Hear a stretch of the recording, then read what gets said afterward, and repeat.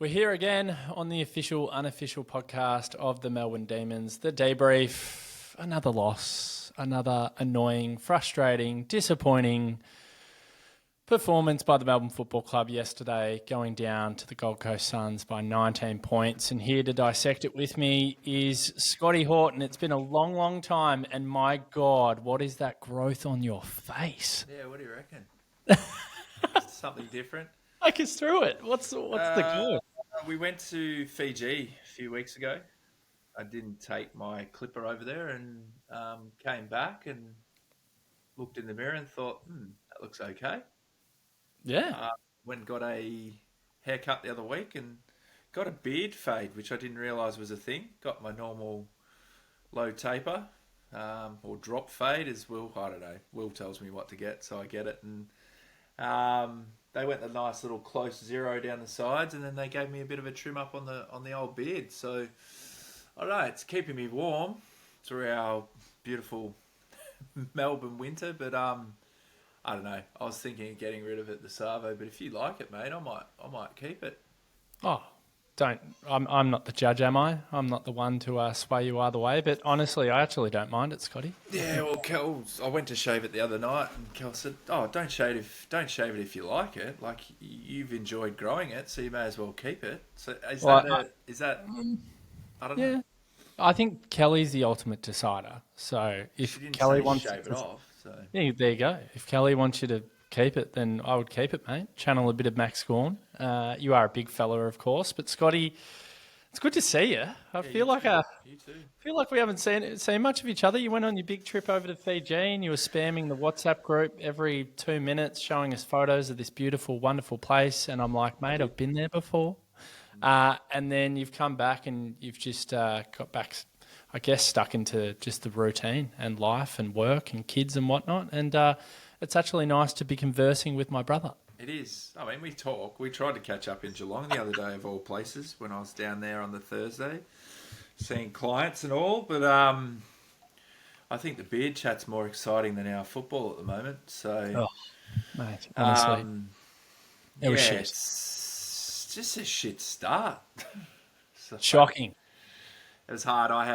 We had our 5-year-old Chloe, the queen of this house. It was her party, and she ran the party. So she dictated what happened. She told Will he wasn't allowed downstairs, and she ran all the events. She did pin the tail on the mermaid, and all this. It was a mermaid party, so she was in charge. She didn't actually participate in any of the activities. She ran them for 14 5-year-olds. So. It was very entertaining. So she's taken a leaf out of her mother's book. So, but no, I saw the scores and I had plenty of text messages coming through about what the score was because I had a few Carlton friends that I gave a taste to the other night and they were firing back. And then, I watched it. I watched all the highlights and watched it back again this morning and. It's the same old story. When you see Jake Melksham and he kicked a few goals late in the last quarter, but when you see him with 6 goals, 5, and a few others... 5-6. 5-6, sorry. And a few others with a heap of behinds. It's like it's the same old story. You don't kick a score in the first quarter and you end up with almost nearly more points than goals. I'd love to know. I haven't looked it up, but what's our goals to points ratio for this year? Where are we at? We're 18th in the comp for accuracy. Yeah, but what's it total points to be? Well, before this game, we were going at 41% accuracy. So that gives you a bit of an idea of the ratio. So do you know what? I'm going to fixate on that for a little bit before I get stuck into the first quarter, which is a real sticking point for me. This is the most hilarious thing about this football club. We've come off the back of the 26-46 against St Kilda, Collingwood, Port Adelaide. It's scuppered our entire season. Yes, the 0-5 start was also a big part of that, and I'll speak about that much later in the piece. But we're actually 7-4 at one point, and I think I texted this to you last night. Yeah. I was like, wow, we're 7-4. We're actually going pretty well here. And then lo and behold, we end up kicking 5-9 from that point onwards. And I think the most hilarious thing is it looked like for all money, we were actually going to kick more goals than behinds. And Harry Sharp had a shot at the very end of the game to get us to 13-12. He misses, and we end up 12-13 on the scoreboard. It just sums us up. And the reason why we were so errant and inaccurate in that second half, for me, was you're having a lot of those shots under fatigue. You're playing on the Goldie. It's a bit hotter. And we'd put ourselves behind the 8 ball so much from that first quarter that suddenly all these shots that you're getting later in the piece, yeah, no shit, you're missing them, Melbourne. So to be 7-4 and end up kicking 5-9 and be still behind the ledger in terms of goals and behinds, I just thought it was comical. It was classic Melbourne. It's what we've seen all year long. And let's talk about the first quarter. 5-7 to 1 poultry behind. And my big takeaway, and I said this on the little post-match video, stop talking up this crap that, we've reviewed it. We know what we need to do right. We've had a bad 3 weeks. We're fired up. We can't wait to prove everyone wrong and get some momentum back into our game and really put on a show. Well, Melbourne, don't say those things. I'd rather they come in and not say anything, Scotty, because what we put on display in that first quarter was just insipidness. We were shithouse. That was the worst the worst quarter of football we have played for the entire year. There was no mongrel bastard. Players were jogging. The commentators made mention of it on the coverage. So the two-way running was non-existent. The leadership was non-existent. Can't have a go at the younger players. It's on the leaders to set the tone.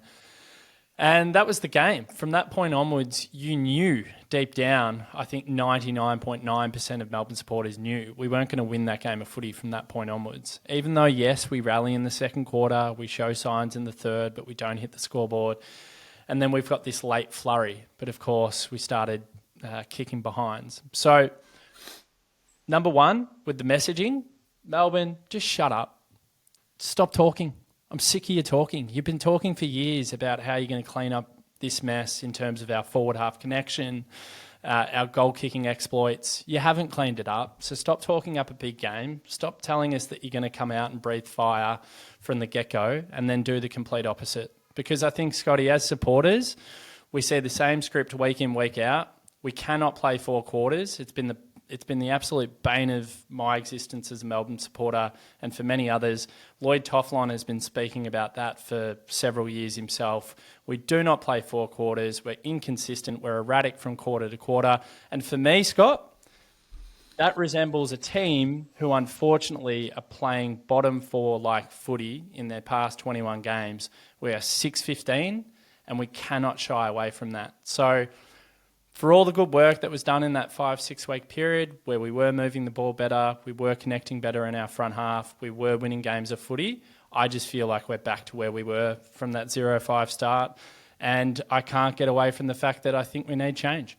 100%. Now, they showed glimpses, but then someone posted something on one of the forums or uncensored, whatever they are, the D's page on Facebook, and it was the midfielders at centre clearance. And Goodwin spoke about it at the start of the game that they were going to mix it up and change up who was going to go through that midfield. And it was the same old blokes. It was Clayton, Petrarca and Viney. And love all 3, but they can't kick. It's old. It's been done. It's not 2021 anymore. It's not 2022 anymore. It's not 2023 anymore. It's time to move them into different positions. It's time to have one of those 3 on the ball at the same time with a Riv or a Chin or just someone different. Kozzy's the only change-up he's made to that whole centre lineup, and Kozzy was brilliant. Yeah. We should give him another 12 years. But it's the old adage is like, it's always, if it ain't broke, don't fix it. Well, it's fucking dead, broken into 100 million pieces. Like, it is 100%. Been done to death. So either he's trying to just roll back the clock and go back in time. It's not going to change because we don't have the forward structure. We don't have a Ben Brown who can bring it to ground now. We don't have a tall target. and these guys are butchering the ball. Like, they are butchers. So it's as if he hears everything through the media, or he might not listen to the media, but I'm sure people are telling him what people are saying during the week. And Kane Corns and Kingy were going on about our butchers. He's as if he's trying to stick it up them and show, well, actually, they are good ball users. They never have been. They probably never will be. They'll hit 1 in 10 kicks, and it just goes in so many times and gets rolled straight back out the other end. So everyone keeps going, oh, you need a key forward, you need a key forward. We need better ball users, because Max Gawn's putting it down their throat. Kozzy Pickett's getting on the end of it as well. And Kozzy can get caught butchering it as well, because he kicked a few balls inside 50, but that didn't go the way. But it's just Petrarca, Viney and Oliver, they just do the dump kick that just doesn't work, and we just continue to do it and do it and do it. Yes, they're balls, they win the ball, but have one of them at stoppage. Have two of the others, either one at half forward, one off half back even, one on the wing. Move Harvey Langford. He went in twice and Rivers went in 0. Yep. See, there's 2 players that could automatically come in with a Christian Petrarca, Harvey Langford, and a Jared, and I nearly said Jared, but Rivers. Like, that's a pretty nice setup. And then just swap track out with Viney. I think Viney's a really good defensive forward, and he can kick goals. So play him as a forward. Scotty. Play him as a fullback. So can track. Oliver's probably the only one out of that group of 3 that has to play midfield minutes, and he's not the greatest forward, but he's a very good inside mid ball. So keep him in there. But don't have all 3 of them, because it's not 2021 and we don't have a 6'7" forward to kick it to. So evolve. Like everyone else, like, we're nuffies and we can see it, and there's plenty of nuffies on the Uncensored and they can see it, and then you got all the media saying it. So when's the penny drop? Or is it just stubbornness? Or is it just he's got no idea? It's stubbornness. Do you know what? The funny thing about that, and you're absolutely spot on, and I've been beating this drum. It killed all of us because we can see it. Yeah. Yeah, well, of course we can see it. And this is the very point. So you don't actually need the media, the Kane Corns of this world, and all the other people out there, the pundits that are making these assertions about Melbourne's midfield. This is your job. You review the tape. You analyse it in great detail. How can you not see that this midfield balance with these 3 players who, yes, we have all adored over the journey, it doesn't work anymore, and it has not been working for years. It does not work. It has cost us finals, that mix. We sat here, we spoke about this 2 years ago. Carlton semi-final. I said the biggest reason why we actually lost the game wasn't the 9-17. It was just the lack of polish coming out of the middle. And this is my biggest exclamation mark. And it happened again yesterday. Half-time, I do this a lot actually. I check the efficiency stats of Christian Petrarca, Leighton Oliver, and Jack Viney. And again, I don't want to pot these guys, but we need to get the balance right, as you say. And I was not shocked. Christian Petrarca, what's his efficiency at halftime, Scotty? Have a guess. 23. What's he running at? 40%. 40%, which is shocking. Then there's a bit of an upturn. He ends the game with 56% efficiency.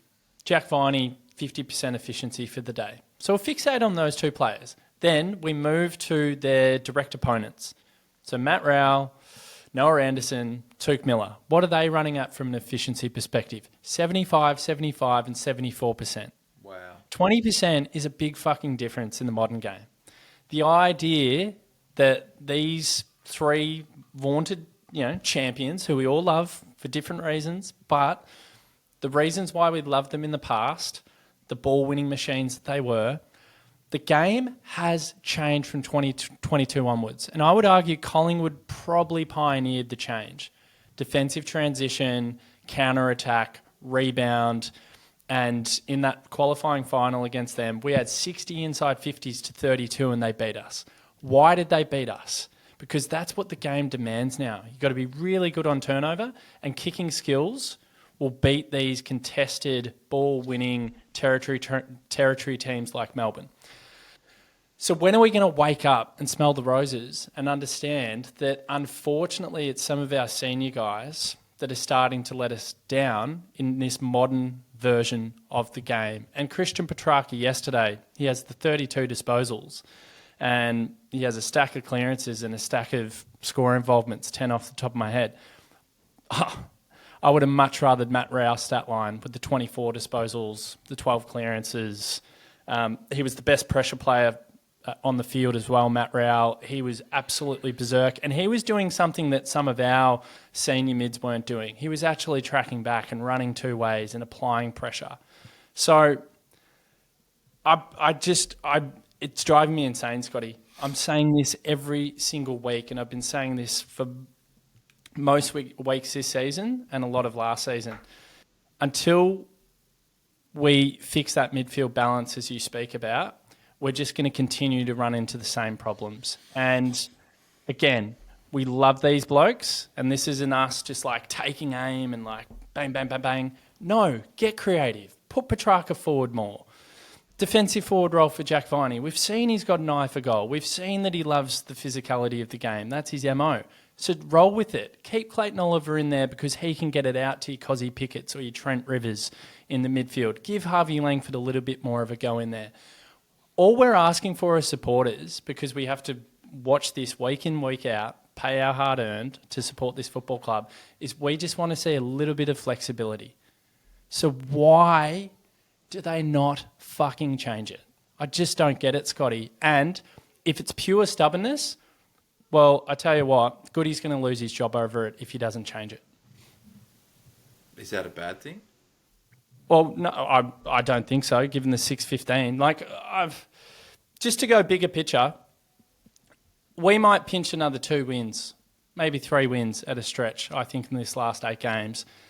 It's bottom 4 like form, Scott. Like, is it too late to pull the trigger at the end of next year and give him a swan song and give him one more year? I actually think it is.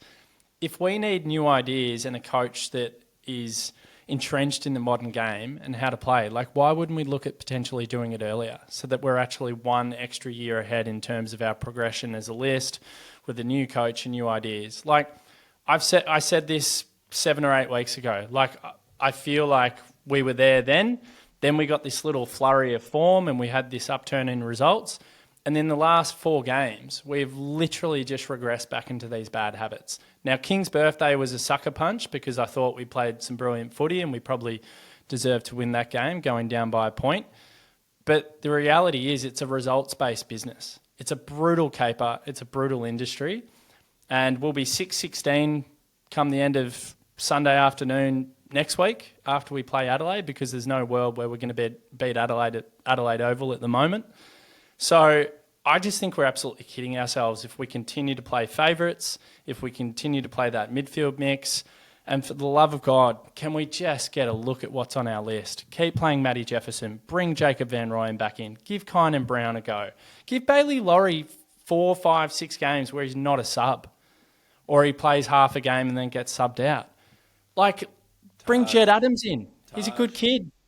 Taj is another one. Like, we've got to get a sense of like what's on our list. And Stephen May's another one for me. Like Stephen, I can't believe he's got another year next year.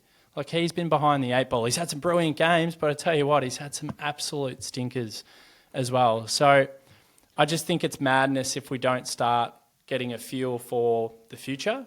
And I think it's absolute madness if we continue to play the same system with the same players in the same positions, because it just hasn't been working for years. Well, May's going to win the reverse Coleman, so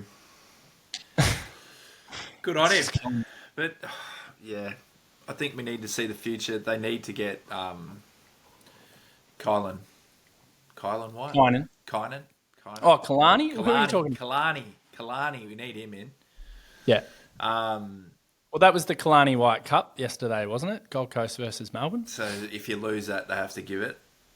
Is that how it works? I think he's coming to Melbourne, but we'll see.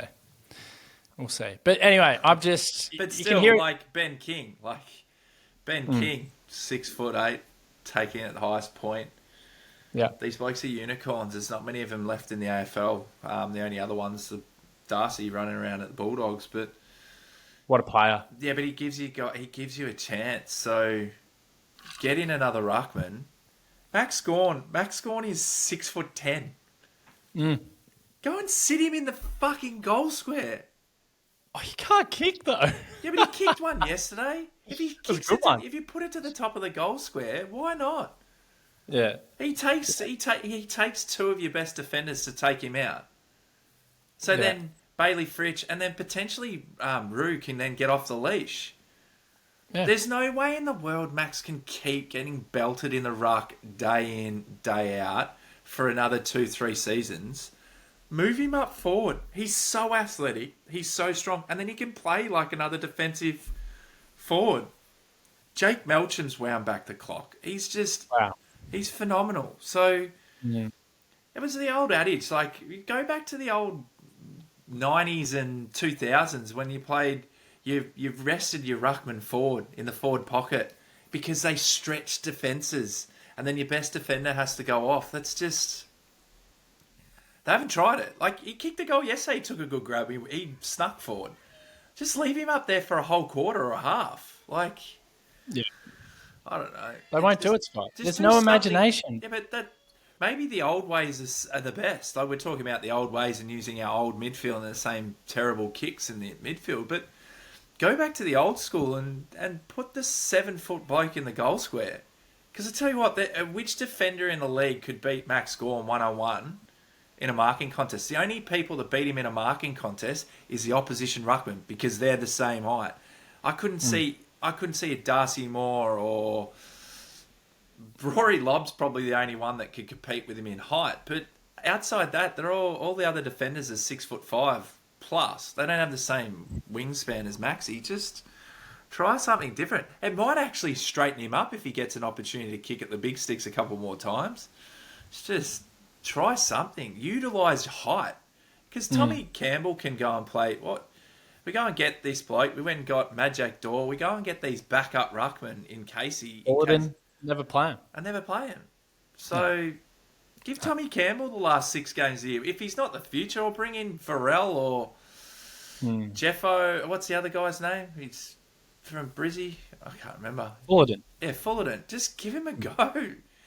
We did give Tommy a go. Will Farrell's never had a crack. No, he's never had a crack, and I don't mind the way he's tracking, to be honest. But just give him a game. Give him the last 5 games of the season, see if he's worth it, and if he's not, see you later, champ. I think he'll get another. I think he'll get another season, but he has to because we got no one else. But it's just it's mind-boggling, mate. Like, we can all see it. All the problems are there, yet we just continue to do the same thing. It is the definition of insanity. If you're going to dump it long to Max Gawn. Yeah. Because those mids can... Most of our clearances are either sharked or we're sharking it off the other ruckman. So if they're going to persist with those main 3 in the middle that can't kick, you may as well put someone tall down there that can halve a contest. Because none of our... You think Jefferson's 70 kilos dripping wet. He can't take a big pack mark. Petty's not a forward, so he can't do it. Bailey Fritsch is not a strong marking forward. So I like his form. Yeah, he's been in good form, but you got 3 blokes that aren't going to split a pack. Petty can, he just doesn't do enough. But That's Rude could, but give him another option up forward. Put the big fella down there, or bring in Tom Campbell and play him up forward.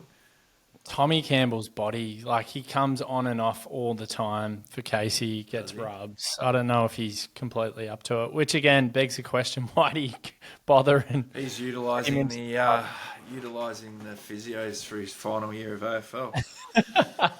I don't know. It's just so frustrating. It is. Look, I'm gonna go the other side of the coin. There are some positives. Some of the positives are the ball movement from the back half is actually better than what it was last year, in my opinion, and that's really important in the modern game. So there's some development there. There's some progress there. Jake Bowie, again, I thought was excellent yesterday. I thought he was a really good performer. He was so clean. He had the 25 disposals, went at 88% efficiency. And then you got guys like Trent Rivers, who I thought was, again, pretty impressive as well, gave us some good drive and was relatively clean. And then it was really just the Kozzy and Melksham show for us that gave us any hope at all of a miracle comeback in the final three quarters. And one thing, Kozzy, I just think that game yesterday, 25-3, will become a more regular occurrence for him, which is a super positive thing. He's a star. He looks so good in the middle. He's so dynamic. I love the way he floats forward. He's such a threat when he's in that forward 50. So we hang our hat on Kozzy. This is going to sound negative, but with Jake Melksham, and this is more like a team thing, and then I'll speak about how much I love Jake Melksham. But it was funny, and this is my point off the top, funny casting my eye to Hawthorn's game where they kicked 23-12, I think, against North Melbourne. So they kick 150 points down in Tassie, Scotty. And I'm like, they're accurate, they're clinical, and I'm like, fuck, why can't my team be like that? And eerily, when I looked at Jake Melksham's game and his age, so he kicks 5-6, and then I hear that Jack Gunston kicks 7-1. And I'm like, okay, Melky kicks 5-6. Should have, could have, would have been 8 or 9 goals if he was clinical and more efficient. Jack Gunston just rolls out his 7-1. They're the same age. They're both 33. So Hawthorn kicked the 150. Gunston's a dead-eye dick. We kick the 85 or whatever it was, and Melky rolls out the 5-6. And I'm like, can we just have one game where we're efficient, where we're accurate? It's just not the case. And to jump back to Jake Melksham and turn it into more of a positive and then end on a negative, he is a berserk footballer. He is so crafty. He's only 186 centimetres for a forward. He plays on a 201 centimetre defender in Mac Andrew, who you could argue is the single most athletic player in the whole competition. So he's giving up 15 centimetres and he just does an absolute number on him. Kicks 5 goals, 6, has 12 score involvements. Like Jake Melksham, Scotty, is a phenomenal, crafty footballer. And what he is for me, he's a pure footballer. And it's so good to watch. He just knows where the ball's going to fall, knows where to put a kick, knows he's good on both sides of the body. He's actually the most complete footballer on our list. So this is the negative. He's 33. Right? They don't draft blokes like this anymore. They go after athletes. That's true. That's a really good point. How many actual footballers? I feel like Harvey Langford's a footballer. Harvey Langford got it in spades. Yeah. Bowie. Yep. I'd say Disco. Yeah. Footballer. Like genuine. Yep. And then who are the athletes? Like Ed Langdon's clearly an athlete. Langdon's an athlete. Xavier Lindsay an athlete. Lindsay's an athlete, but a good ball user. Yeah. Wins as an athlete. Very much so. Like Gus. Gus was a pure footballer. True. Built like a truck, or a tractor, but just could find the ball. So my negative about Jake Melksham, let's come back to that point. So it's not his fault he's 33. Well, I understand. It's not his I fault. understand that. It's just time, mate. But the problem is... It's the one thing that doesn't stand still. I understand that more than anyone else. My knee's buggered at the moment, but it's who do we replace him with? Because at the moment, we've got a guy who is single-handedly carrying our forward line, and he's 33 years of age, soon to be 34 in August. And he probably gets one more year, I think, and he plays next year, and then he's done. We need to fill that gap, Scotty. Bailey Fritsch is a footballer. He's not an athlete. Not at all. So Bailey Fritsch is your Melch, but that's a scary thought because he's not. So that's my big problem. So everyone talks about Petty's not a forward. He's got to go back. Okay, we understand that. Petrarca can be a forward. I completely agree. I think Petrarca needs to be assessed Like as a Dusty. serious option. Just Dusty. I completely agree. And we saw it at times last year before he went down with his horrific injury where he kicked the 5 goals against Carlton. But we're sitting here crying out for a confident Jacob Van Rooyen. Go and take the mantle. A Matt Jefferson who looks a little bit lost, but I just keep playing him because It'll just click. I'm sorry. It'll just click. He's a foot. He's not an athlete. He's an actual footballer. But the thing with Jeffo yesterday is some people are sitting there going, "Oh, drop him. Why? He was terrible." He's playing on Sam Collins. Yeah, but why drop him? We gave him no protection whatsoever. He's playing on Sam Collins, who is a fucking beast of a man. Just give the kid a chance. Bring in Roy. He's a psycho. Bring in Van Rooyen. Yeah, so bring in Van Rooyen so you can give this kid some protection. Play the two together. Let's get a sense of whether they can play well in Bailey will protect him. Bailey will protect him. But Everyone's talking about Rue. Everyone's talking about Jeffo. Right. put These Petrarca guys forward and it changes the whole mix. Because you've got what do you do? You've got Rivers. Put Rivers in the middle and he takes Petrarca's role. I'm just more worried about what happens with Jake Melksham and when he hangs them up. And no one's really spoken about that Petrarca before. can play forward. Sure. 80% forward and then pinch in the ruck if we're getting beaten. We he does get clearances. He's very, very good at it. He's very good at getting inside, into out, wherever he needs to be. Either goes in and grabs it or he gets it fed out to him. But he could just be a genuine forward. And he loves kicking goals. And he's so strong. He's actually not a bad goal kicker. Yeah. And then you take the pressure off him having to play that midfield role where he has to hit a target. I'm sure he's not happy at going at 50-odd%. Take that anxiety out of his game. Play him the other way. So what happens from here, right? So you can analyse a game to death, and I'm not really sure analysing yesterday actually makes much sense because because it's like a quarter that's non-existent, and then you go into you play 5-8 minutes of footy, then they get on a run again, and then we have a dust up, which was pretty cool to see, by the way. And then, love the dust up. Clary's a nutcase. Ted Walters like laughing at him. Clary's like, he went full ranger and just went, "Oh, gotcha." And then just in fits and spurts, I reckon they put the cue in the rack and then we put the foot down. But it was good to see the ball movement. There are glimpses of what we can be, but you need it for 4 quarters. And we've never... When was the last... We've talked about this through our whole 2021 season. We hadn't played 4 quarters of footy. We've never played 4 quarters of footy in, what are we now, 4 years. So Ages. But they don't get up, like... I don't feel... They say they like the coach and all that, but they don't seem to get up for these games. Like, they just roll into it and think it's just going to come to them, it'll eventuate.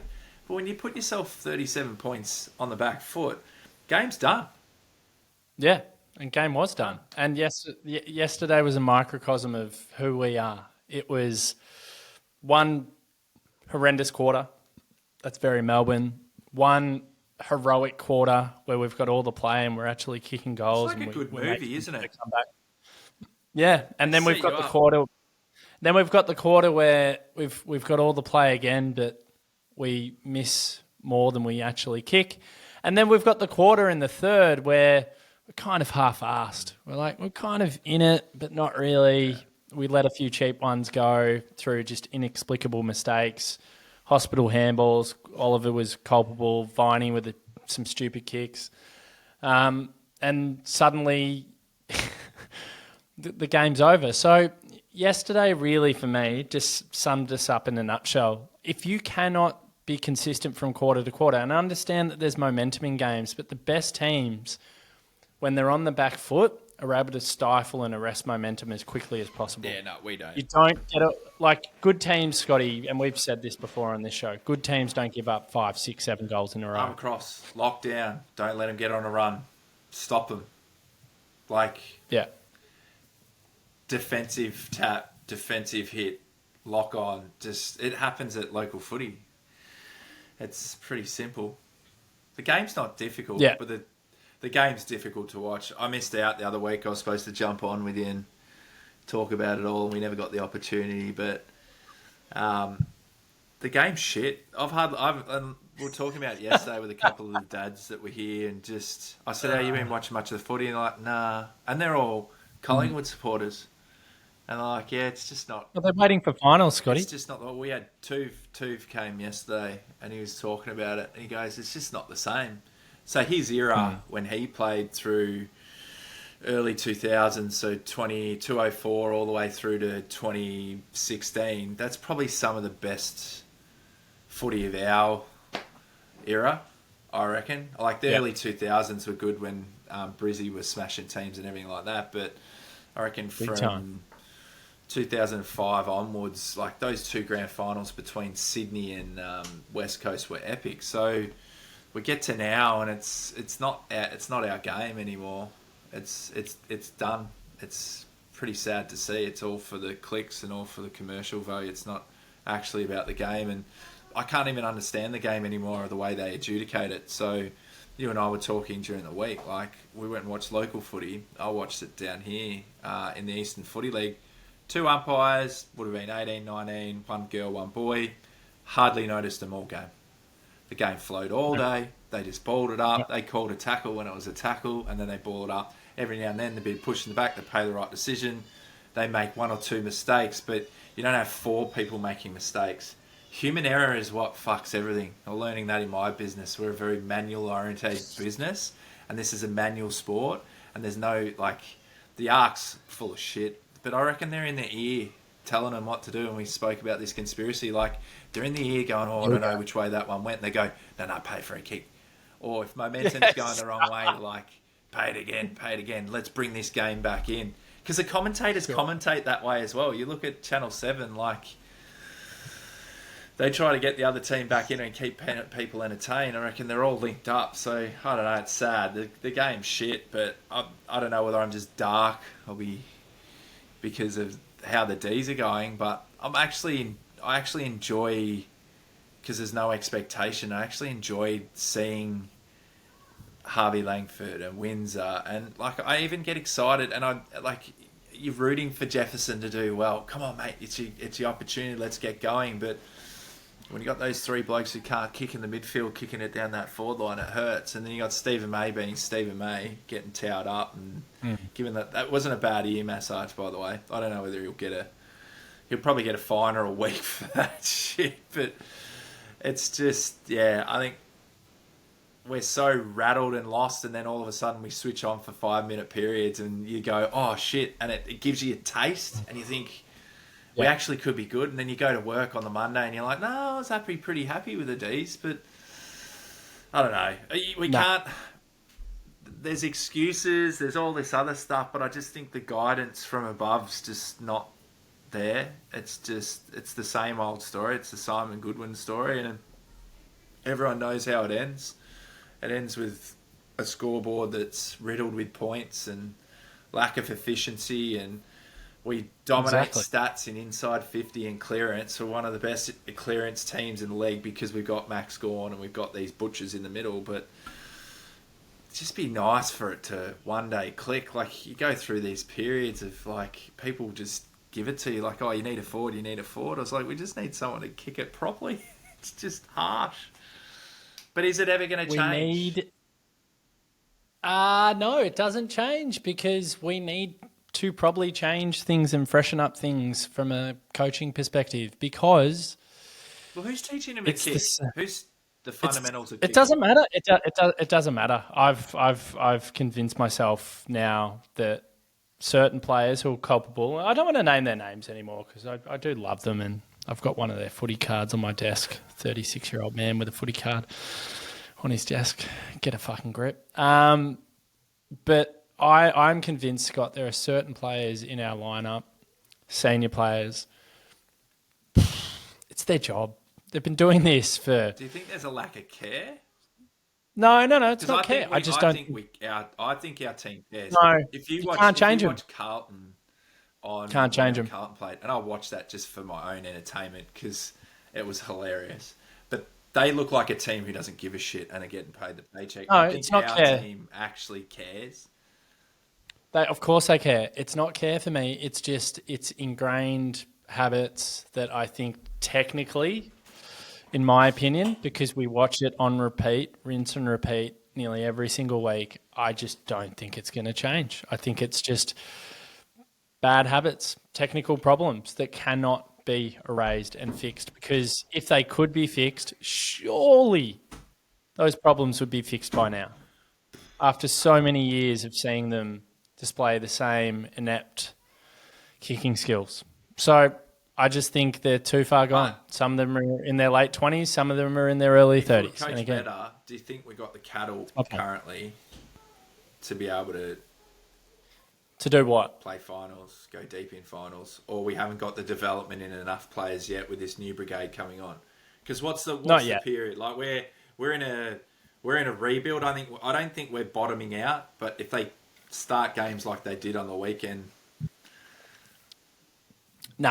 So where are we next year? Because we're putting a fork in this year. What do we see? So this is how I say it right now. So I think, and we spoke about this a couple of weeks ago, I think Marker and a few of us. So I think if you go through every team at the moment with their lists, I think we're at an absolute maximum, everyone fit, everyone firing. I think we're absolute maximum, 10th, 11th best team in the comp, right? That's where I reckon we're at. I think early preseason predictions, hoping that Oliver would get back to somewhere near his best, Petrarca would get back to somewhere near his best, and I think Brad Green did an excellent job in creating morale and spirit and love for the club again, and I'm very thankful for that. But the reality is, we're not a top 8 team. There's no way. Saying tick to Oliver and Petrarca getting back to their best now?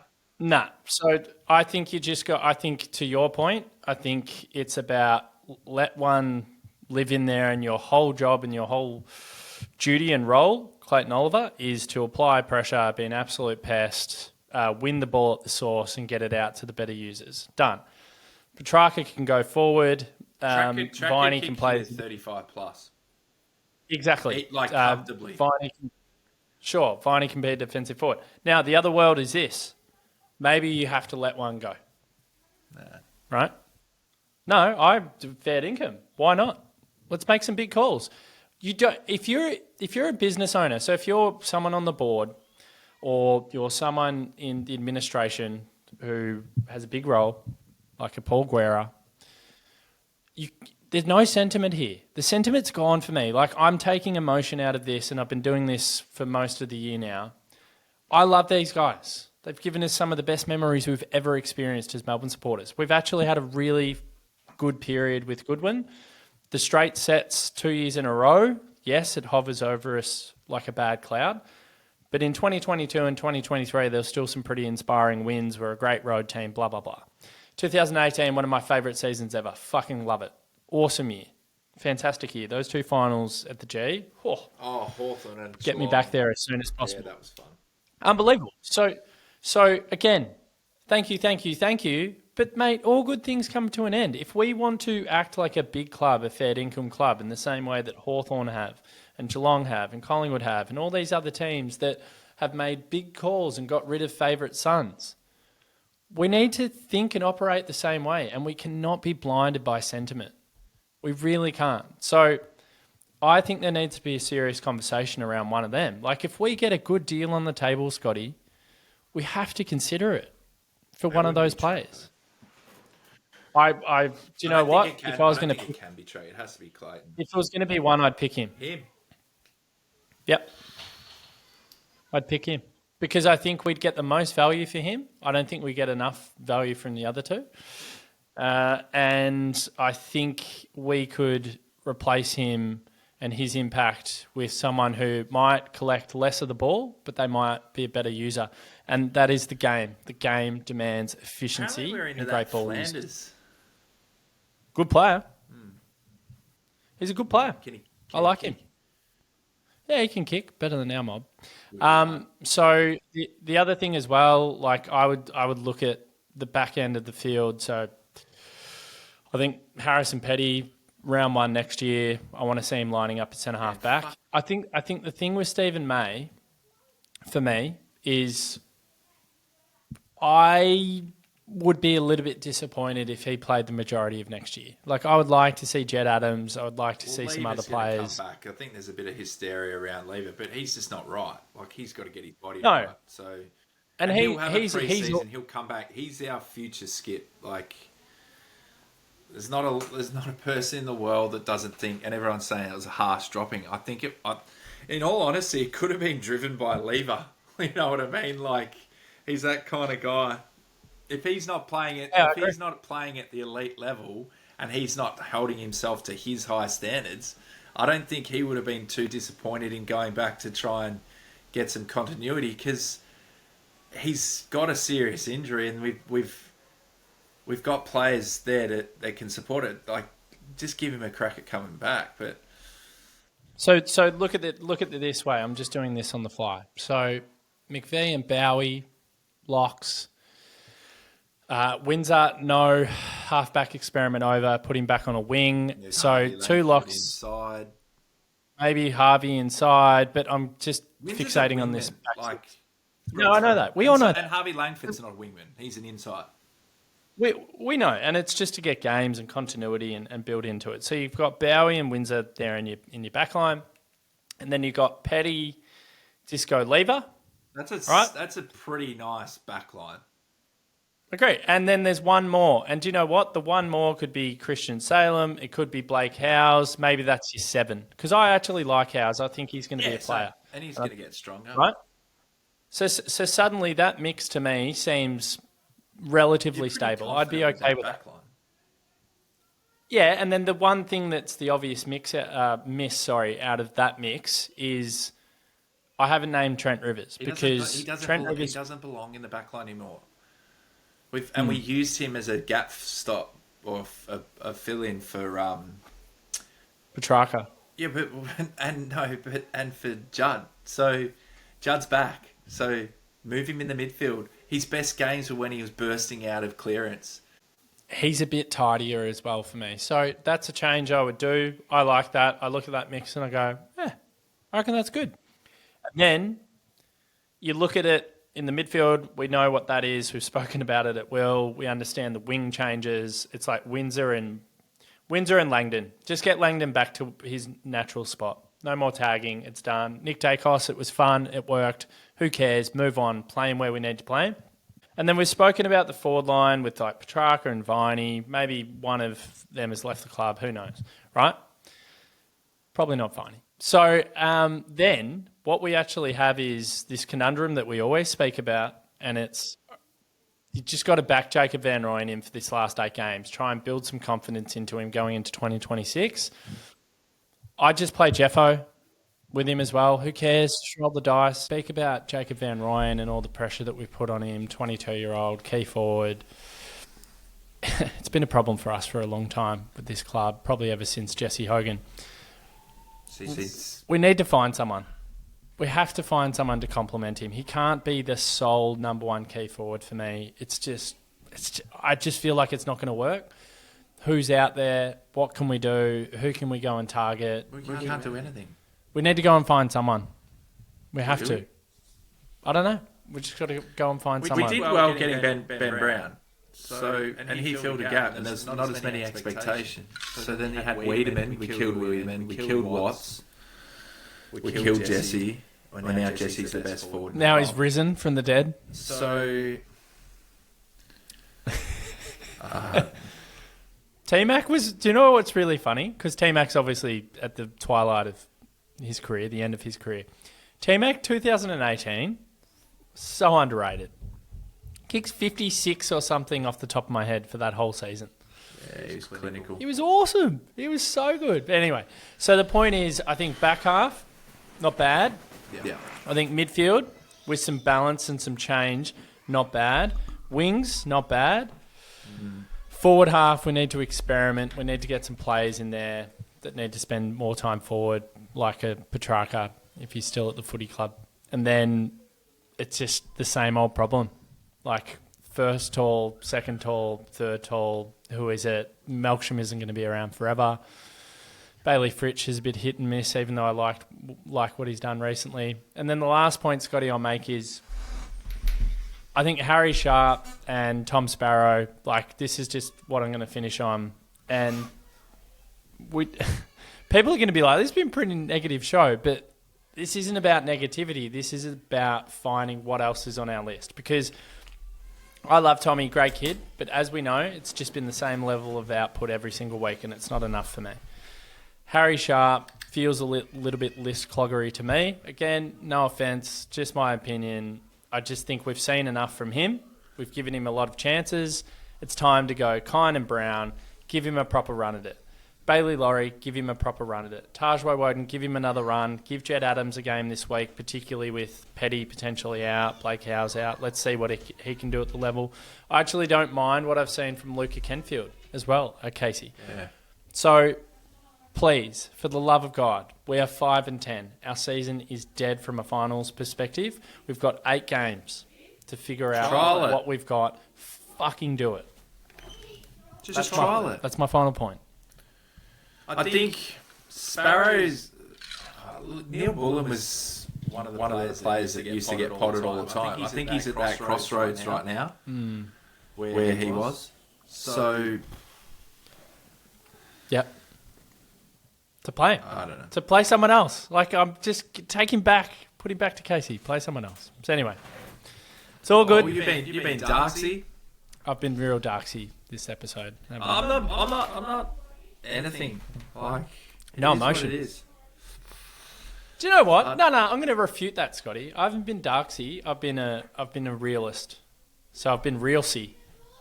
That's what I've been. I've been realsy because this is where we're at. Yeah. And it's time to accept where we're at and what we are. Just try some stuff. And sorry to the listeners in the background. I got my niece and nephew here, and Zach's a lunatic. He's the best kid, Zachy boy. Yeah, he's a good kid. I'm going to try and get him. I'm trying to get him away from the Bombers. Oh. And get him on the D train. Oh, no, don't do that. It's not much better. better. Yeah, a bit more than the Bombers. Slightly better. But we'll wrap it up there, Scotty. It's been a bit of an emotional one in this household for the past 3 days with little Jasper in hospital. But, on the mend. Yeah, he's got out. He's on the mend. And, so footy really for me, even when I was watching yesterday... Pales into insignificance. I just didn't watch it with much emotion myself. And then towards the very end of the game, it pissed me off. But, but at least we saw some fight. It could have been 100 points. Sure. The fight was good. The endeavour was good. I'm sick of it. We're not Carlton. It's a results-based business. We're not Carlton. It's a results-based business. But thank you for being so supportive, Scotty, and checking in with little Jasper over... That's what family do, mate. I think the whole DeeBrief faithful were a bit worried. So, yeah, maybe I went a bit too heavy on the language in hindsight, but anyway. Oh, you're an emotional beast, mate. I think I was just emotional at the time, and I couldn't really do much because I had to take care of Harry for the first night at home, and that's a challenge. It is, and then I finally got to see my little Jasper boy on Thursday at about 9 o'clock, and gave him a big hug, and it's just footy's just a game at the end of the day, even though we love it. But how good's the Royal Children's? Yeah, it's unbelievable. So the nurses and all the personnel, all the staff are amazing, just absolutely incredible. So thank you, Scotty. It's been good to reconnect. My long lost brother. I was having a good Sunday. Now I'm flat. Thanks for that. Appreciate it. We got back to the club night for the under nines Carlton. No, what are we? Croydon Blues. Yep, good on you, mate. Off the Maccas. Nice one. All right, a double quarter pounder. Love you and leave you. And 8 games to go, and I just don't even know what we're going to get, to be honest. Could be really it's 8 games closer to the Phoenix season, mate. I'm just looking forward to the Premier League coming back in that second week of August, if I'm being honest. So, I think we all are. That's where my head's at. With the mighty Reds, of course. But I'll leave you on that note. Love you, mate. Thank you again. And love you too. See you in the not so distant. You will. Peace.